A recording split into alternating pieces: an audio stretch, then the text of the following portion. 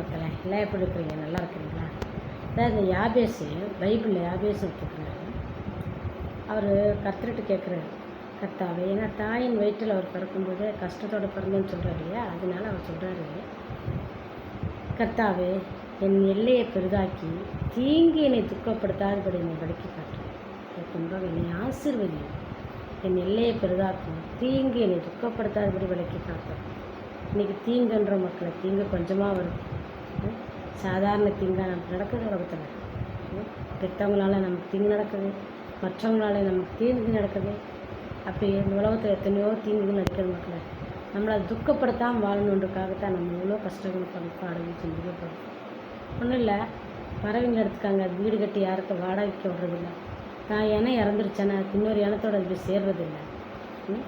மிருகங்களும் அது மாதிரி பாருங்கள், ஆண் ஆணோடு சேர்றதில்லை, ஆண் பெண்ணோடு தான் சேருது இல்லைங்களா? இப்படி எத்தனையோ நடக்குது மக்களை இந்த பூமியில். கேவலம்.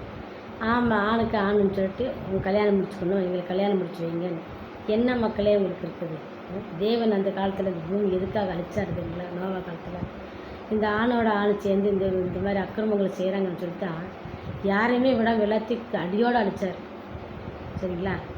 அதுக்கப்புறமா அதே காரியத்தில் ஒரு மகன் செய்கிறான்னு நோவாவோட மகன் மூத்த மகன் எப்படி இருக்கிறான்னு சொல்லி அந்த மகனை நாட்டை விட்டு அவர் அனுப்பிச்சி விட்டு, தேசத்தை விட்டு நீ போய் எந்த ஊரில் வாழ்கிறியோ அங்கே சபிக்கப்பட்டிருக்கொண்டு அவர் வாழக்கூடிய ஊரை சபித்தார். சரிங்களா? அந்த மாதிரி எந்த காலத்துலேயும் மக்களை பெண்ணுக்கு பெண்ணு ஆணுக்கு ஆணுன்னு வாழ்ந்துட்டுருக்காங்க. இது என்ன ஒரு வாழ்க்கை மக்கள்? அக்கிரமங்களும் அநியாயங்களும் பூமியில் பெருகி போய் கிடக்குது. தேவனாய் கர்த்தராக இயேசு கிறிஸ்து சொல்கிறாரு, இந்த பூமியில் கால் வைக்கக்கூட இடம் இல்லைன்றார், பூமியில் தலை சாய்க்க இடம் இல்லைன்றார். அவர் படைத்த பூமி தலைக்கும் வாழுக்குமா இருக்குது பூமி.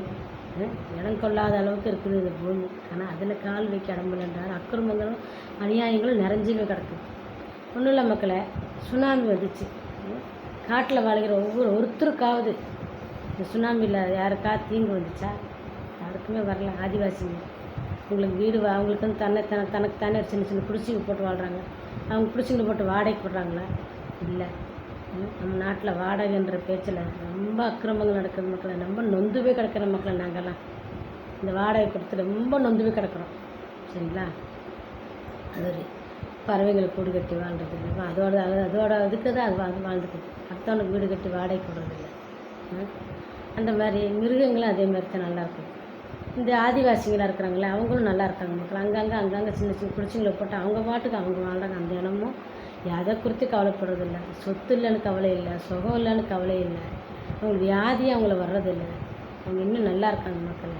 யாரை குறித்து யாருடைய அன்புக்காகவும் யாருடைய இதுக்கும் சேரல. அவங்களோட 10 பிள்ளைங்க பார்த்தாலும் 10 பிள்ளைகளுக்கு கஞ்சி காய்ச்சி ஊற்றி அந்த தாய் வளர்க்குறான். அந்த 10 பிள்ளைங்க படித்தாலும் சரி படிக்கலாலும் சரி ஏதோ ஒரு காட்டில் வாழ்ந்துக்கலான்ற மாதிரி அவங்க பிள்ளைங்க வாழ்ந்துட்டு இருக்கிறாங்க. சந்தோஷமாக இருக்காங்க மக்களை.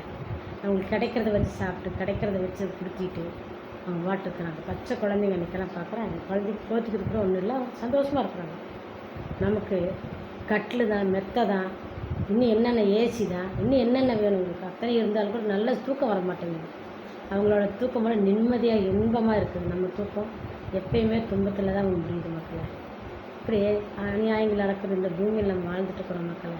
இனியாவது நீங்கள் தெரிந்துக்கங்க மக்களை. எப்பயுமே தாயினுடைய அருமை சொல்லுவாங்க பார்த்தீங்களா?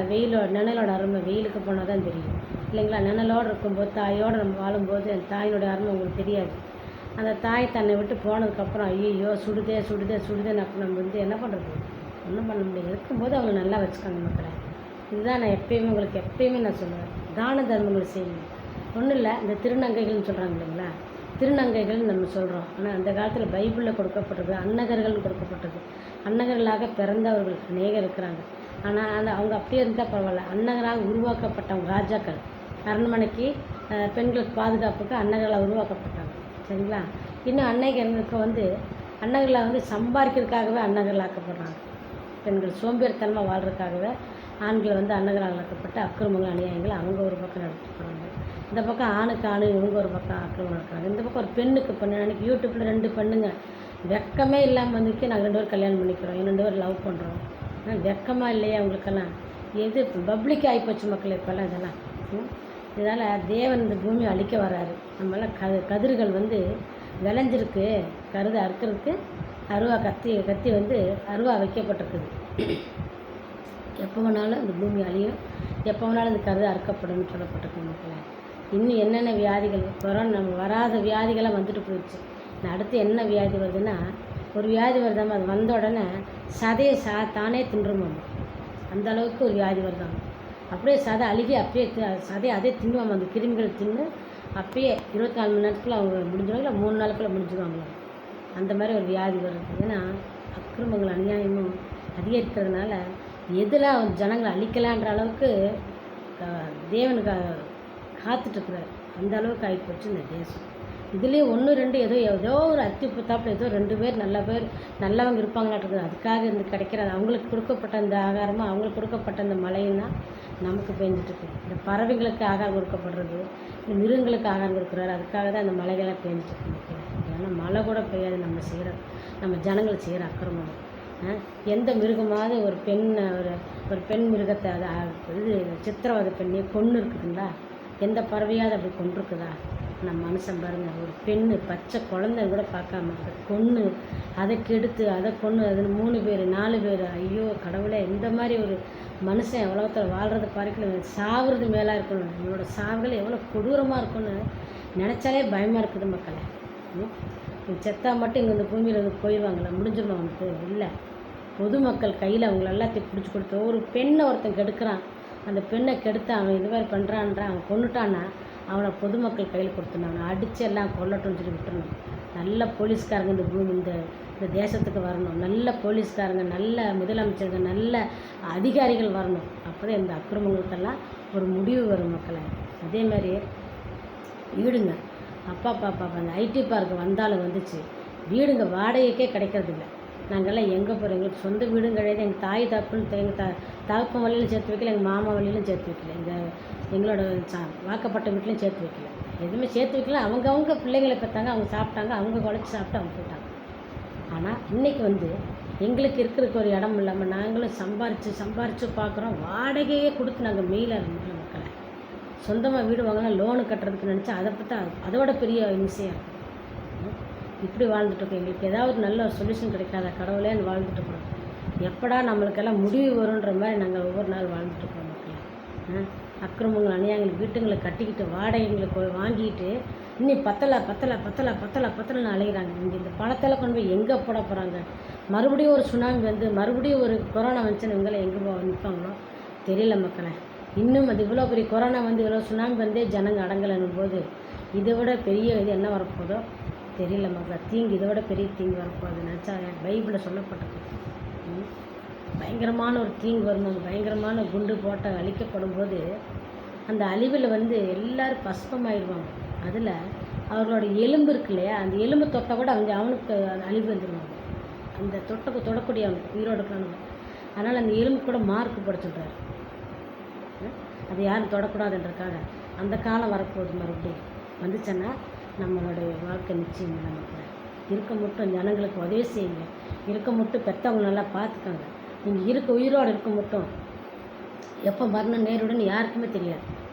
இருக்க மட்டும் நீங்கள் நல்லா எல்லாத்தையும் பார்த்துக்கோங்க. அக்கம் பக்கங்களை சந்தோஷமாக வச்சுக்கோங்க. நீங்களும் சந்தோஷமாக இருக்க மக்களை.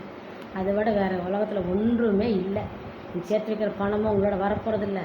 நீங்கள் செத்த உடனே பெட்டியில் போட்டு அத்தனை பணத்தையும் போட்டு மூடி வைக்க போகிறதும் இல்லை. சொல்கிறாங்களே, பொய்யுரைக்கும் பூமி இந்த போக்கொடிக்கும் உன் வாழ்வை. பொய்யான நீ சேர்த்து வை, உனக்கு பின்னாடி உதவுன்னு சொல்கிறாங்க பாரு. அவங்கெல்லாம் பொய்யுரைக்கிறாங்க. அதான் பூசமுக்கும் மேனியாடா புழுவுக்கு தீனியாடான்றாரு. பூவெல்லாம் சுமந்துட்டு போனாலும் நீ புழுவுக்கு தீனி தான். என்றைக்கு இருந்தாலும் புழுவுக்கு நீ தீனி தான். அதனால் ஜாக்கிரதையாக வாழ்ந்துக்கோ மக்களை. இந்த உலகத்தில் எங்களால் உண்மையிலே இந்த வாடகை கொடுத்து எங்களால் சமாளிக்கவே முடியல மக்களை. ரொம்ப அக்கிரமங்கள் நடக்குது இந்த கோயம்புத்தூரில் மட்டும் இல்லை, எல்லா இடத்துக்குலையுமே வாடகைன்றப்ப இந்த ஜனங்களை அவங்க படாத படுத்து வீட்டுக்கு வெள்ளை அடிக்கலாம். 3 மாதத்துக்கு ஒரு வீடு வெள்ளை அடிக்கலையா, சாணி போடலையா, அது போடலையா, இது பண்ணலையா, அவங்கள படாத படுத்து ஆணி அடிக்காதீங்க, லைட்டு போடாதீங்க, கெஸ்ட்டு வரக்கூடாது, தண்ணி வரக்கூடாது. அப்பா எத்தனை பாடுகளுக்கு மத்தியில் அவங்க வாங்குகிற வாடகை 3 பங்கு அதிகமாக வாங்குகிறாங்க. ஒரு பங்கு உள்ள வீட்டுக்கு 3 பங்கு அதிகமாக எங்கிட்ட வாடகை வாங்குறாங்க ஒவ்வொருத்தரும். அதனால் இருக்கிற அளவுக்கு மக்களை பார்த்து வாழ்ந்துக்காங்க. நீங்கள் எவ்வளோ காலம் நீங்கள் இருக்க போகிறீங்களோ அவ்வளோ காலம் நல்லது செஞ்சுட்டு வாழுங்க. வேறு உலகத்தில் ஒன்றும் உங்களுக்கு கிடைக்காது. ஒன்றும் கொண்டு போக மாட்டீங்க, ஒன்றும் கொண்டு வர மாட்டீங்க. செல்வ இருக்க முட்டா ஜனங்களை வதைக்காமல் வாழுங்க மக்களை. ஒவ்வொரு ஹவுஸ் ஓனர்களுக்கும் ஒவ்வொருத்தருக்கும் நான் சொல்கிறது என்னென்னா, மற்ற ஜனங்களை வதைக்காதீங்க. நாளைக்கு நீங்கள் இன்றைக்கி எப்படி வேணாலும் இருக்கலாம், நாளைக்கு நிலைமைகள் மாறும். நாளைக்கு அவன் வீடு கட்டி போட்டால் உங்கள் வீடுகளை சும்மா தான் கிடக்கும், எவனும் வரமாட்டான். நீங்கள் அதுக்கு வீணாவில் என்ன வரி கட்டிட்டு தான் கிடக்கணும். எதுக்கு மக்களை மற்றவங்களை இந்த மாதிரி பாடாப்படுத்துகிறீங்க? அடுத்தவங்க கையில் இருக்கிற காசை பிடுங்குறதுக்கு என்னென்ன வேஷமெல்லாம் நீங்கள் போடுறீங்க? உண்மையிலே நான் சொல்கிறேன், இந்த ஐடி பார்க் வந்தாலும் வந்துச்சு, அக்கிரமங்களும் அநியாயங்களும் இன்னும் அதிகரிச்சிருச்சு. இந்த கோயம்புத்தூர் ஊருப்பட்ட மூளை மூளைக்கு ஐடி பார்க்கு. தயவுசெய்து மக்களை, ஒவ்வொருத்தர் குடும்பங்களை வாழ்கிறவங்கள ஒவ்வொருத்தரும் சித்திரவதை பண்ணாதீங்க. நீங்கள் தயவுசெய்து